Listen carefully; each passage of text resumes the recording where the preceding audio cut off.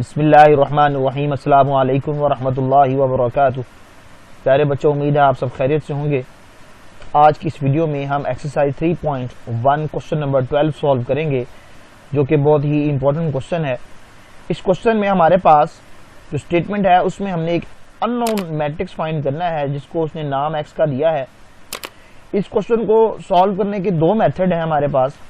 मैं दोनों मेथड से सॉल्व करूंगा, लेकिन जो पहला मेथड होगा वो आसान है क्योंकि उसमें आपके पास एक इन्वर्स मेथड यूज होगा, यानी कि आपने इस मैट्रिक्स का इन्वर्स फाइंड करना है और इस मैट्रिक्स से इसको मल्टीप्लाई कर देना है। बिल्कुल सिंपली ये सॉल्व हो जाएगा। दूसरा मेथड जो है वो जरा थोड़ा लेंथी है, उसमें आपको 4 इक्वेशन सॉल्व करनी पड़ेंगी, यानी जो मैट्रिक्स ए आपको दिया गया है इस मैट्रिक्स को लेट करके फिर जो है वो हम सॉल्व करेंगे। तो शुरू करते हैं। हम जो मैट्रिक्स हमें गिवन है उनके नाम रख लेते हैं। लेट ए नाम रख लेते हैं पहले मैट्रिक्स का, यानी कि ए इज इक्वल टू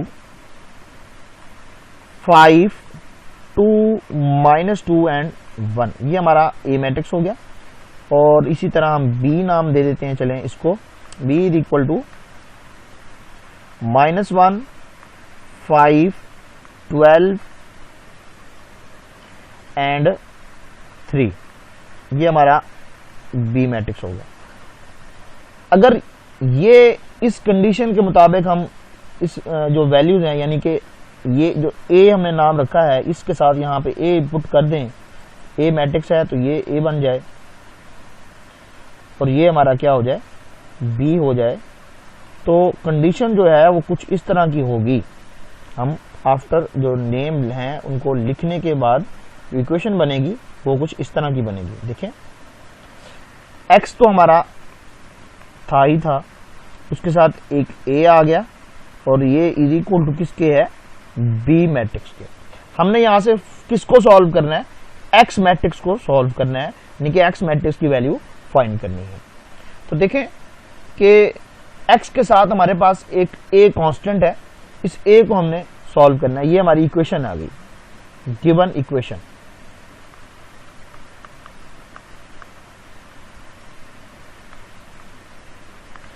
अब हम ए को उस साइड पे लेके जाते हैं। याद रखें ये मैट्रिक्स है, मैट्रिक्स में हम जब उस साइड पे इसको ट्रांसफर करेंगे तो जो कंडीशन है वो कुछ इस तरह की होगी, x is equal to B A inverse. ये रूल्स हैं, ये हम चैप्टर 1 में पढ़ेंगे। तो ये हमने मल्टीप्लाई करने के बाद हमें इस तरह की इक्वेशन मिलेगी। अब देखें, हमने काम जो मेन करना है वो क्या है, वो है कि हमने ए को सॉल्व करना है, यानी कि ए मैट्रिक्स जो हमें दिया गया है इसका इन्वर्स फाइंड करना है। और आपको पता है कि किसी भी मैट्रिक्स के इन्वर्स का फार्मूला जो है वो ये होता है एडजॉइंट ऑफ ए ओवर ए का डिटरमिनेंट। तो ये काम हमने करना है। अब हमारे पास जो मैट्रिक्स ए है वो हम दोबारा से लिख लेते हैं। ए इज इक्वल टू 5, 2, -2 एंड 1। ये हमारे पास मैट्रिक्स है ए, इसका हमने एडजॉइंट फाइंड करना। अब एडजॉइंट क्या होता है ये आप लोग 9th क्लास में भी पढ़ चुके हैं पहली, और ये हम फर्स्ट ईयर में भी मैं दोबारा से एक बता देता हूं। एडजॉइंट में हम ये जो डायगोनल एंट्रीज हैं इनकी जगह तब्दील करते हैं। 5 और 1 को रिप्लेस कर देंगे, यहाँ पे 1 लिख देंगे, यहाँ पे 5। और जो ये है इसको हम डायगोनल ही कहते हैं, लेकिन मेन डायगोनल इसको कहते हैं, इसको सेमी डायगोनल कहते हैं। तो 2 और -2 इन दोनों के साइन चेंज कर देंगे। ये -2 +2 हो जाएगा और ये 2 जो है ये किसका हो जाएगा, माइनस का। तो ये चेंज आएगी इसके अंदर, तो ये क्या बन जाएगा, एडजॉइंट ऑफ ए। और याद रखें जो एडजॉइंट ऑफ ए है ये सिर्फ 2 क्रॉस 2 का निकालने का तरीका है। जब 3 क्रॉस 3 आएगा तो उसका तरीका कुछ और होगा। तो चेंज करते हैं, यहाँ पे 1 आ जाएगा, यहाँ पे 5 आ जाएगा। इसी तरह -2 जो है वो प्लस का 2 हो जाएगा और प्लस का 2 क्या हो जाएगा, माइनस का 2 हो जाएगा। ये हमने एडजॉइंट निकाल लिया। इसी तरह हम मैट्रिक्स का डिटरमिनेंट निकालते हैं।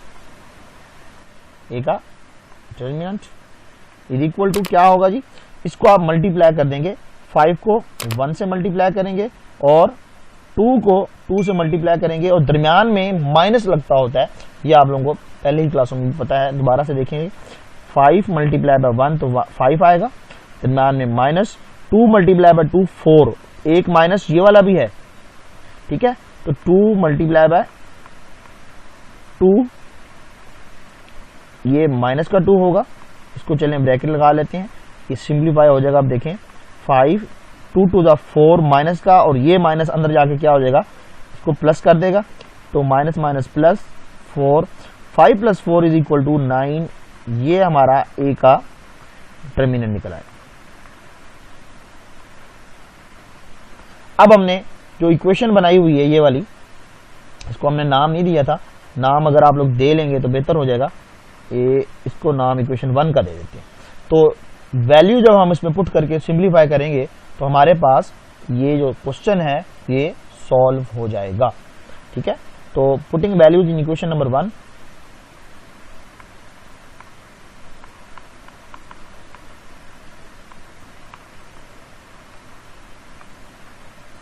वैल्यूज इन इक्वेशन 1, इक्वेशन 1 क्या थी, उसमें हम वैल्यू पुट करते हैं। इक्वेशन 1 मैं यहाँ दोबारा लिख देता हूँ ताकि आपको याद रहे, x is equal to B A inverse. अब आपने इन की वैल्यूज पुट करनी है, b की वैल्यू भी पुट करनी है और a इनवर्स की वैल्यू भी पुट करनी है। a इनवर्स हमने जो उसकी वैल्यूज थी वो निकाल ली है, डिटर्मिनेंट भी निकाल लिया है और एडजॉइंट भी निकाल लिया। a इनवर्स यहाँ पे हम साइड पे लिख लेते हैं। a इनवर्स क्या होगा जी, a inverse is equal to adjoint of a, ये आपका एडजॉइंट है और ये आपकी डिटर्मिनेंट है। तो फार्मूला मैंने ऊपर भी लिखा था, तो adjoint of a over a का डिटर्मिनेंट, तो हम इसको ऐसे लिखेंगे 1/9 और 1 - 2 2 and 5, ये जी आपका कंप्लीट हो गया, ठीक है। ये हमारा a इनवर्स निकल आया, हम इसको वहां पे वैल्यू में पुट कर देंगे। x इज इक्वल टू, अब b की वैल्यू पुट करेंगे, तो b की वैल्यू हमारे पास क्या थी, जो ऊपर हमने लेट की थी वो वैल्यू -1 5 12 and 3, ये b की वैल्यू है। अभी हमने a इनवर्स की वैल्यू लिखी है, तो a इनवर्स की वैल्यू क्या थी, 1/9 और 1 5, जो डायगोनल थे वो मैं बोल रहा हूँ क्योंकि इसको तरतीब से लिखते हैं, 1 - 2 2 and 5, ये हमारे पास a का इनवर्स, ये a का इनवर्स है और ये हमारे पास b की वैल्यू पुट कर दी। अब सिंप्लीफाई करेंगे, हमारे पास x निकल आएगा। x इज इक्वल टू, क्या सिंप्लीफिकेशन है जी, हम 1/9 कांस्टेंट वैल्यू है एक, इसको हम साइड पे ले जाते हैं और पहले हम सिंपल मैट्रिक्स को मल्टीप्लाई कर लेते हैं, -1 5 12 और 3। मल्टीप्लिकेशन का हमने जो मेथड है वो पहले सवालों में भी डिस्कस किया हुआ है, बिल्कुल इसी तरीके से हम इसको भी मल्टीप्लाई करेंगे। 2 5, ये हमारे पास मैट्रिक्स जो थे वो लिखे, अब मल्टीप्लाई करना है, तो वही rule, first row first column, first row second column, फिर सेकंड रो फर्स्ट कॉलम और सेकंड रो सेकंड कॉलम। तो ये मल्टीप्लिकेशन जो पहले हमने की हुई है बिल्कुल उसी तरीके से हम करेंगे, इज इक्वल टू 1/9। 1/9 को हम बाद में आखिर में जो वैल्यूज आएंगी उनके साथ डिवाइड कर देंगे। तो फर्स्ट रो फर्स्ट कॉलम, तो क्या मल्टीप्लाई हो रहा है जी, -1 मल्टीप्लाई बाय 1, -1 मल्टीप्लाई बाय 1, दरमियान में प्लस 5 मल्टीप्लाई बाय 2, ये इस तरीके से भी लिखा जा सकता है। डायरेक्ट भी आप ऐड करके रिजल्ट भी लिख सकते हैं, अगर आपके पास इतनी सलाहियत है तो लिख लें, कोई मसला नहीं है। फिर इसी तरह first row second column, -1 multiply by -2, second column का पहला एलिमेंट 2 है माइनस का, तो दरमियान में प्लस 5 मल्टीप्लाई बाय 5, तो ये आपके पास 25 हो जाएगा। आप एक स्टेप और बना लेंगे यहाँ पे, ये जी आपका। इस तरह सेकंड रो फर्स्ट कॉलम, तो 12 मल्टीप्लाई बाय 2 और सॉरी 1, जरा सेट कर लेते हैं, हाँ जी, 12 मल्टीप्लाई बाय 1, दरमियान में प्लस, फिर 3 मल्टीप्लाई बाय 2। इसी तरह सेकंड रो सेकंड कॉलम, तो 12 multiply by -2 and 3 multiply by 5। ये मैंने खुद इस तरह का लिखा है ताकि आप लोग एक चीज समझा सकूं, जब आप मल्टीप्लाई कर रहे होंगे तो ये चीज निशानी के तौर पे याद रखना, ये वाली वैल्यू जो है सेम होगी। देखिए 1 1 2 2, ये सेकंड मैट्रिक्स है हमारा, -2 5 और 5, ये हमारा सेकंड मैट्रिक्स है जो हमने मल्टीप्लाई किया, तो ये सेम आएगी। तो ये वैल्यूज चेंज होंगी जो हमने फर्स्ट मैट्रिक्स में फर्स्ट रो लिखा था, फिर नेक्स्ट में सेकंड रो लिखा था, ये चेंज होंगी। तो ये एक एक्स्ट्रा एक निशानी थी आपको याद रखवाने के लिए। चलेंगे अब इसको सिंप्लीफाई करते हैं। इक्वल टू 1/9, हाँ जी, -1 मल्टीप्लाई बाय 1, तो 1 5 to the 10, -1 प्लस का 10, सेम इसी तरह -2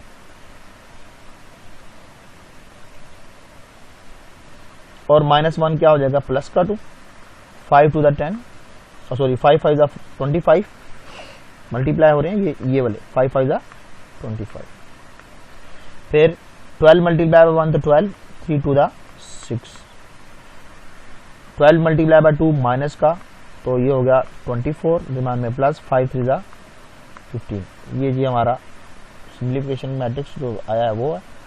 अब मजीद हल करते हैं, या आप लोग इसको डायरेक्ट भी कर सकते हैं, कोई मसला नहीं है, ये कोई ज़रूरी नहीं होता कि आप लोग एक एक स्टेप करें।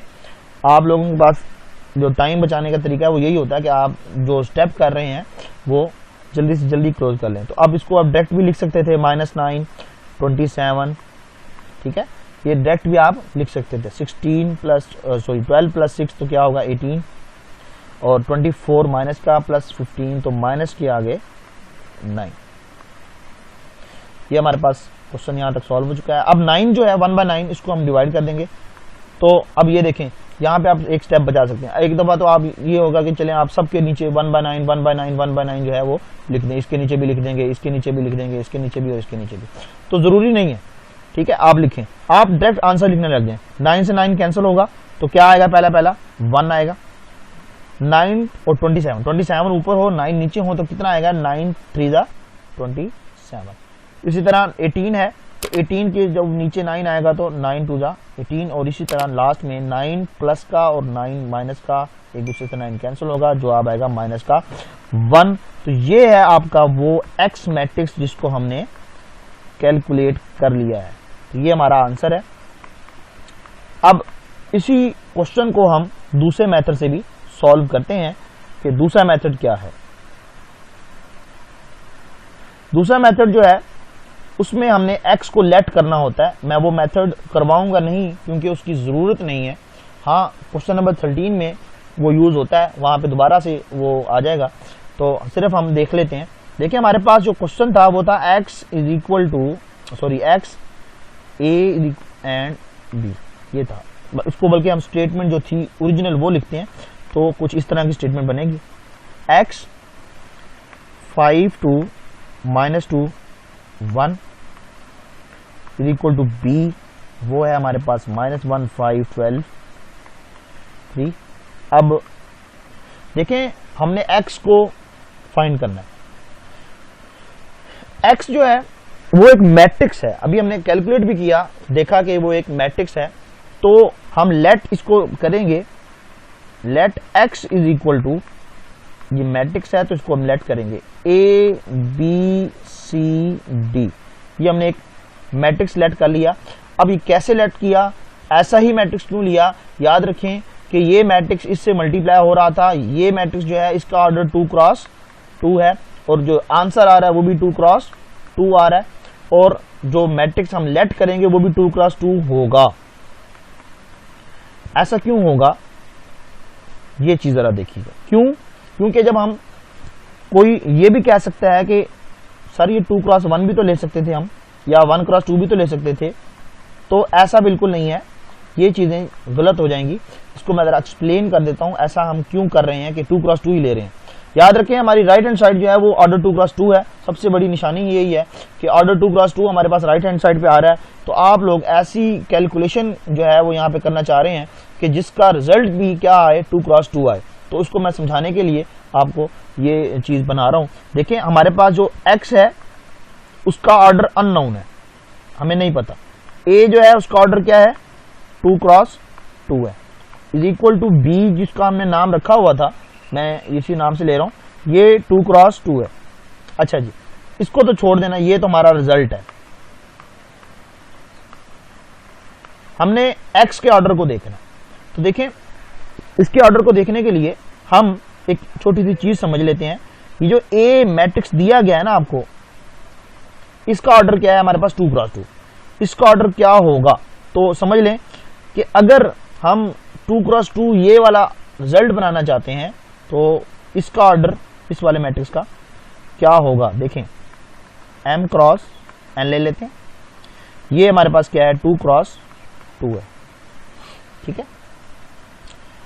ये वाला मैट्रिक्स 2 क्रॉस 2 है और वो m क्रॉस n ले लिया हमने, जनरल ले लिया। अब ये जो चीज मैं समझा रहा हूं ये याद रखिएगा कि m क्रॉस n जो है ये जर्नल मैट्रिक्स है, ठीक है। हम जब मल्टीप्लिकेशन कर रहे होते हैं दो मैट्रिक्स को तो उनमें हमने ये चीज देखनी होती है, पहले मैट्रिक्स की जो कॉलम की तादाद है, इसको मैं मेंशन कर देता हूं, ये रोज होती हैं और ये क्या होते हैं, कॉलम्स होते हैं। पहले मैट्रिक्स कॉलम और सेकंड मैट्रिक्स में ये क्या है जी, रो। अगर ये आपस में इक्वल होंगी तो मल्टीप्लाई होगा, अदरवाइज मल्टीप्लाई नहीं होगा। तो फौरन ज़हन में आता है, तो यहां पे क्या होना चाहिए था, 2 होना चाहिए था, इक्वल हो गई। अब आगे बात दूसरी, वो ये है कि जो रिजल्ट है वो क्या है हमारे पास, 2 क्रॉस 2 है। वो रिजल्ट कैसे होगा, ये देखें, ये हमारा रिजल्ट होगा, नंबर ऑफ रोज पहले मैट्रिक्स की और नंबर ऑफ कॉलम दूसरे मैट्रिक्स का, ये बराबर होने चाहिए। तो ये हमें रिजल्ट क्या चाहिए था, 2 क्रॉस 2 चाहिए था। तो अगर यहाँ पे 2 होगा तो रिजल्ट 2 क्रॉस 2 आएगा। यानी आप लोग ये समझ लें, जो रिजल्ट होता है वो आप लोगों का ये होगा 2 क्रॉस 2। तो हमने 2 क्रॉस 2 रिजल्ट लेना था। मल्टीप्लिकेशन का रूल ये है कि आप इसके कॉलम और इसकी रोज को चेक करेंगे, और रिजल्ट देखने का रूल ये है कि आप लोग इसके रोज और इसके कॉलम को देखेंगे। तो यहाँ पे हमारे पास जो x था उसका ऑर्डर आप लोगों के सामने ये लिखा जा चुका है कि 2 क्रॉस 2, यानी कि जो आपका x मैट्रिक्स है उसका ऑर्डर हम क्या लेंगे, 2 क्रॉस 2 लेंगे। तो अब याद रखिएगा हमने ये a b c d ही क्यों लिया, तो ये था हमारे पास मेन कॉन्सेप्ट। इस तरह का क्वेश्चन हम 13 जो है वो उसके दोनों पार्ट इसी तरीके से होंगे, तो वहां पे हम a b c d की वैल्यू को कैलकुलेट करेंगे इंशाल्लाह। अच्छा, अब इसका पार्ट नंबर 2 है, पार्ट नंबर 2 हम सॉल्व करते हैं। तो ये है हमारे पास क्वेश्चन नंबर 12 का पार्ट नंबर 2। इसको भी हमने उसी मेथड से, जो अभी हमने मेथड किया है उसी मेथड से हम सॉल्व करेंगे। सॉल्यूशन वही काम वही तरीका, बिल्कुल सेम एज इट इज। आपने लेट कर लेना है, लेट एक मैट्रिक्स का नाम हमने ए रख लेना है और एक का बी। इनवर्स मेथड यहाँ यूज करेंगे। तो ए मेथड मैट्रिक्स बना 5 2 -2 1, ये तो बिल्कुल वही मैट्रिक्स है जो पहले था।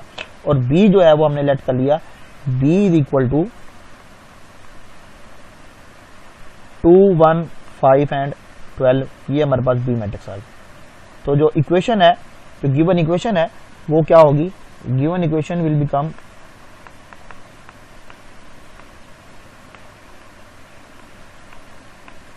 तो गिवन इक्वेशन है वो कुछ इस तरह की बनेगी हमारे पास। देखें, ये निशान मैं लगा देता हूं, ये आपका ए आ गया इधर, इसकी जगह पे आपका बी आ गया। तो इक्वेशन कुछ इस तरह की बनेगी, A X is equal to B, A X is equal to B. तो अब हमने x की वैल्यू को कैलकुलेट करना है। इस इक्वेशन का हम फौरन नाम भी रख लेते हैं, equation number 1। A X is equal to B, और हमने x की वैल्यू निकालनी है। तो जब हम इसको सिंप्लीफाई करेंगे, अब ये ना लेफ्ट और राइट डिस्ट्रीब्यूटिव लॉ होता है, कैंसिलेशन लॉ सॉरी। तो ये a आपका इस साइड पे है, तो जब आप इसको ट्रांसफर करेंगे उधर, तो ये कुछ इस तरह की कंडीशन बनेगी। मैं इस पे बाद में करूंगा कि ये कौन सा लॉ है, चैप्टर नंबर 1 में हम इसकी बात करेंगे। x is equal to A inverse B. अब यहाँ पे भी हमने a का इनवर्स निकालना है। तो a का इनवर्स का फार्मूला क्या था हमारे पास, a inverse is equal to adjoint of a और नीचे a का डिटर्मिनेंट। अब देखें, मैं इस सवाल को बजाय कि पूरा दोबारा सॉल्व करूं, टाइम थोड़ा सा हम बचा लेते हैं। ये a जो मैट्रिक्स है ये वही मैट्रिक्स है जो हमने पार्ट 1 में किया, बिल्कुल वही मैट्रिक्स। तो ए इनवर्स जो निकलेगा वहां पे हमने कैलकुलेट किया हुआ था, तो ए इनवर्स जो निकलेगा वो यही निकलेगा, A inverse is equal to 1/9। ये डिटर्मिनेंट था, ए का डिटर्मिनेंट 1/9 निकला था, वो हमने निकाला था 1/9। और मैट्रिक्स जो है वो 1 -2 और 5, सॉरी 2 और 5, ये जी हमारे पास ए का इनवर्स निकला है। अब वैल्यू पुट करेंगे और सॉल्व करेंगे, पुटिंग इन इक्वेशन 1, या सॉरी इक्वेशन 1 नहीं, ये इक्वेशन है, उस इक्वेशन का नाम है 1, बल्कि इसका नाम 1 रख लेते हैं, ये इक्वेशन 1 होगी। वो जो थी वो तो हमने ऊपर वाली इक्वेशन बनाई थी। तो इक्वेशन 1 जो है, पुटिंग वैल्यूज इन इक्वेशन 1,